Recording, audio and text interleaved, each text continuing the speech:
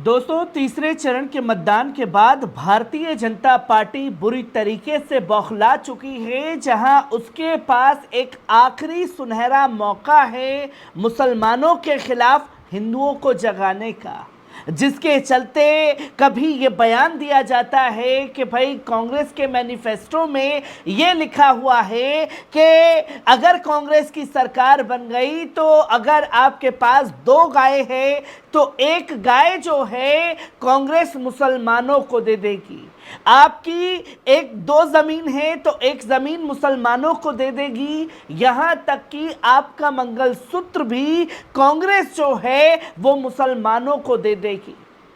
और जब ये भी शगुफा देश के प्रधानमंत्री श्री नरेंद्र मोदी जी का कामयाब नहीं हुआ तो अब मार्केट में बीते 4 चरणों के चुनाव को बचाने के लिए एक आखिरी शगुफा छोड़ा गया है। वो शगुफा ये है कि अचानक से हिंदुओं की आबादी जो है वो घट गई है और मुसलमानों की आबादी बढ़ गई है, जिसकी चर्चा आज सुबह से ही मीडिया में हो रही है। और ये बताया जा रहा है कि हिंदू जो है वो खतरे में आ चुका है। अगर साहब इनकी सरकार बन गई तो मुसलमानों की आबादी जो है वो और बढ़ जाएगी, जिसका जिक्र खासतौर पर बार बार हर मीडिया घराने द्वारा किया जा रहा है।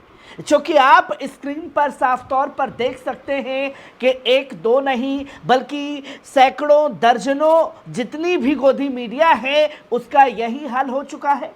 जहां आज ये बताने की कोशिश की गई कि भारत में तेजी से घट रही हिंदुओं की आबादी, मुसलमानों की जनसंख्या में इजाफा, सामने आई खतरनाक रिपोर्ट। इतनी खतरनाक रिपोर्ट सामने आ गई कि पैरों तले जमीन खिसक गई और हिंदुस्तान जो है ये हेडलाइन लगाता है। तो वहीं उससे नीचे अगर आप देखें तो टीवी 9 भारतवर्ष बताता है कि भारत में घट गई हिंदुओं की संख्या, मुसलमानों की आबादी में हुआ दुगना इजाफा। तो वहीं आज तक सबसे तेज लिखता है कि भारत की आबादी 8% घट गए हिंदू। जानिए 65 साल में कितनी बढ़ गई मुसलमानों की हिस्सेदारी और कौन सी हिस्सेदारी की बात कही जा रही है। जहां अमर उजाला लिखता है कि हिंदू पॉपुलेशन जनसंख्या कानून लागू करने की नींव बनेगी ये रिपोर्ट। हिंदू मुस्लिम आबादी पर ऐसे बन रहे हैं समीकरण। तो वहीं इंडिया टीवी लिखता है कि भारत में 7%, 82% घट गई हिंदुओं की आबादी, मुस्लिमों की 43.15% जो है आबादी बढ़ी है। अगर आप बात करें इंडिया टीवी के आंकड़े की, 8% हिंदुओं की आबादी घटी और मुसलमानों की 43% बढ़ी। तो 65 साल के अंदर जो 80-20 की धमकी बार बार दी जाती है और तमाम जगह पर भारतीय जनता पार्टी के नेता जो हैं 80-20 का फॉर्मूला फिट करते हैं कि मुसलमानों की संख्या जो है वो 20% है, 80% हिंदुओं की आबादी है। और अगर इंडिया टीवी के मुताबिक 65 सालों का ये आंकड़ा सामने हो तो मुसलमानों की जनसंख्या में कितना इजाफा होना चाहिए था। और मुद्दे को भटकाने के लिए ये सवाल जो हैं राजनेताओं से पूछा जा रहा है। और जब यही सवाल प्रियंका गांधी से रायबरेली में गोदी मीडिया के एंकर ने पूछा तो कैसे जलालत का सामना करना पड़ा, पहले इस वीडियो पर नजर डालिए। आर्थिक सलाहकार परिषद की एक स्टडी पाया गया है 1950 से 2015 के बीच हिंदुओं की आबादी 7.8% घट गई है, जबकि भारत की जनसंख्या में अल्पसंख्यक समूहों की हिस्सेदारी बढ़ गई है। ये सवाल कहाँ से आया आपके पास? ऑफिस की तरफ से ना? ऑफिस को बोलो प्रियंका जी पूछ रही है किसने भेजा उन्हें। आपने देखा कि गोदी मीडिया को आड़े हाथ लेते हुए प्रियंका गांधी ने साफ तौर पर यह पूछा रिपोर्टर से कि साहब ये बताइए कि ये जादुई आंकड़ा आपके पास आया कहां से है। उन्होंने बोला ऑफिस से। तो प्रियंका गांधी ने साफ तौर पर कहा कि पूछिए अपने ऑफिस से कि प्रियंका गांधी पूछ रही हैं उनके पास ये आंकड़ा आया कहां से। मतलब खेल को समझने की जरूरत है कि किस तरीके से बरगलाने की कोशिश की जा रही है, और जब देश की जनता को बरगलाने की कोशिश की जा रही है तो इसी पर राहुल गांधी का बयान भी सामने आया है। पहले इस बयान पर नजर डालिए। देश की शक्ति, देश के युवाओं, नरेंद्र मोदी के हाथ से चुनाव निकल रहा है। वो स्लिप कर रहे हैं और हिंदुस्तान के प्रधानमंत्री नहीं बनेंगे। उन्होंने डिसीजन ले लिया है कि अगले 4-5 दिन में आपके ध्यान को भटकाना है, कुछ ना कुछ ड्रामा करना है। आपके ध्यान को भटकना नहीं चाहिए। बेरोजगारी सबसे बड़ा मुद्दा है। नरेंद्र मोदी जी ने आपको कहा था कि 2 करोड़ युवाओं को रोजगार देंगे, झूठ बोला, नोटबंदी की, गलत जीएसटी लागू की और सारा का सारा काम अदानी जैसे लोगों के लिए किया है। हम भर्ती भरोसा स्कीम ला रहे हैं। 4 जून को इंडिया गठबंधन की सरकार आ रही है। 15 अगस्त तक भर्ती भरोसा स्कीम में 30 लाख युवाओं को रोजगार देने का काम शुरू हो जाएगा। जय हिंद, नमस्कार। आपने देखा कि राहुल गांधी ने साफ तौर पर यह दावा कर दिया कि 4 जून को इंडिया गठबंधन की सरकार जो है वो बनने जा रही है, और इंडिया गठबंधन की सरकार बनेगी, और जब ये सरकार बनेगी तो हम साफ तौर पर ये कह रहे हैं कि इतने लोगों को रोजगार देने का काम किया जाएगा। हम साफ तौर पर दे रहे हैं कि जो बीते 10 सालों में केंद्र की मोदी सरकार ने 29-30 अपने मित्रों को अरबपति बनाने का काम किया है, हम लाखों लोगों को, करोड़ों लोगों को लखपति बनाने का काम करेंगे।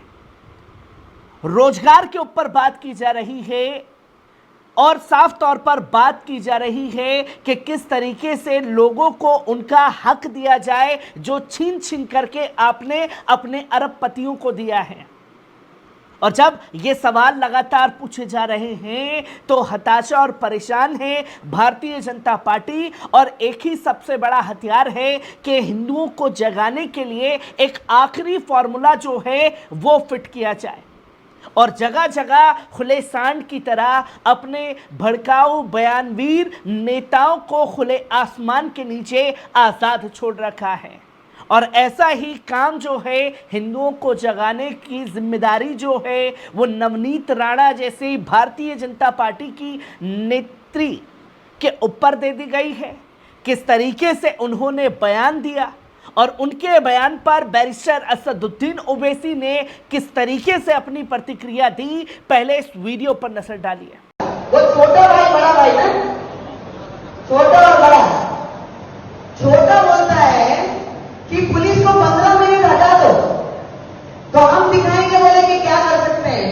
छोटे को मेरा कहना है तेरे को 15 मिनट लगेंगे छोटे, और हमको सिर्फ 15 सेकंड लगेंगे।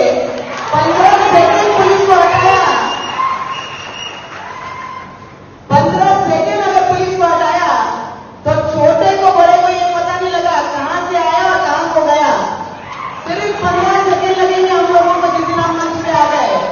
आसिफ साहब, जो कुछ नवनीत राणा ने बयान दिया है उस पर सबसे पहले आपकी प्रतिक्रिया क्या बोले वो नहीं मालूम है। मैं 15 मिनट 15 सेकेंड उन्होंने कहा कि छोटे ने कहा 15 मिनट, हम कह रहे हैं कि 15 सेकेंड। बिल्कुल बिल्कुल, मोदी जी को मैं बोल रहा हूं कि 15 सेकंड दे दीजिए आप, बिल्कुल 15 सेकंड दे दीजिए। आप क्या करेंगे, अखलाक का हाल करेंगे, जैसा मुख्तार को किया वही करेंगे, या पीलू खान या फिर अपने रकबर, बिल्कुल आप दे दीजिए। मोदी जी के पास इख्तियार है, दे दीजिए 15 सेकंड। 15 सेकंड ने बल्कि 1 घंटा ले लीजिए ना।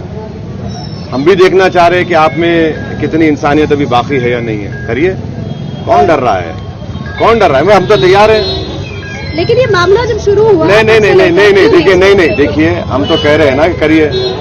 अब कोई ओपन कॉल कर रहा है सब चीजों का, तो ठीक है करिए आप, कौन रोक रहा है आपको। दिल्ली में प्रधानमंत्री आपका, आरएसएस आपकी, सब चीज आपका है, करिए, कौन रोक रहा है आपको। बोलते क्यों है, करिए ना, बल्कि हमको बता दीजिए कहां पे नाम आ जाते हैं, करिए। क्या है ये कोई वो एक और बात बता रहे हैं कि अगर जो वोट एमआईएम को जाएगा वो पाकिस्तान को जाएगा। तो ऐसा है ना कि 2014 में नरेंद्र मोदी अफगानिस्तान से अचानक नवाज शरीफ घर में लाइट देखे उतर गए, बिन बुलाए मेहमान, बेगानी शादी में अब्दुल्ला दीवाना पहुंच गए। तो वो क्या था फिर?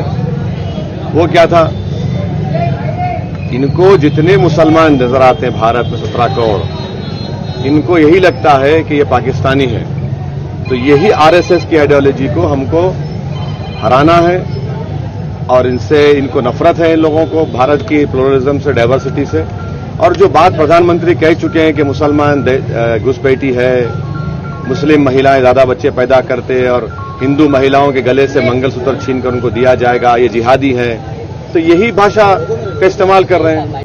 आपने देखा कि किस तरीके से नवनीत राणा ने साफ तौर पर पूछा कि बड़ा छोटा जो है वो 15 मिनट की धमकी देता रहता है। हम ये कहते हैं कि 15 मिनट नहीं 15 सेकंड ही काफ़ी है और हम ये कर देंगे, हम वो कर देंगे कि तमाम चीज़ें चलती रहती हैं।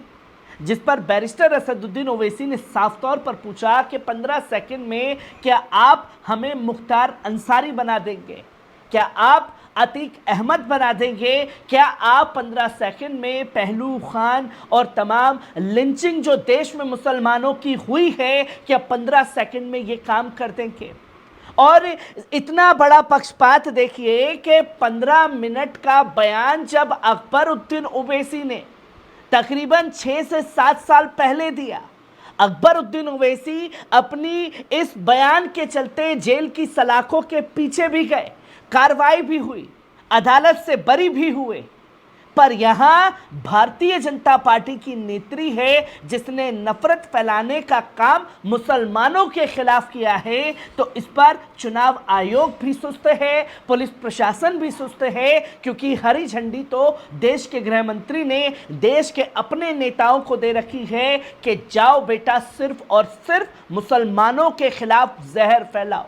और जब ये जहर फैलाने में नाकामयाब हो रहे हैं तो गोदी मीडिया के जहन में भी मुसलमानों के खिलाफ नफरत इस कदर भरी है कि नफरत के चलते जहर फैलाने का खुला ऑफर दे रखा है। और जब वो ऑफर है तो यही आंकड़े पेश किए जा रहे हैं कि 65 सालों में इतनी प्रतिशत हिंदुओं की आबादी घटी और इतनी प्रतिशत मुसलमानों की आबादी बढ़ी। और हकीकत ये है दोस्तों, जो हिंदुओं को जगाने की या हिंदुओं को खतरे में होने की बातें कर रहे हैं, असल में उनकी कुर्सी खतरे में है। हर एक खबर से आपको रूबरू कराता रहूंगा। दीजिए इजाजत।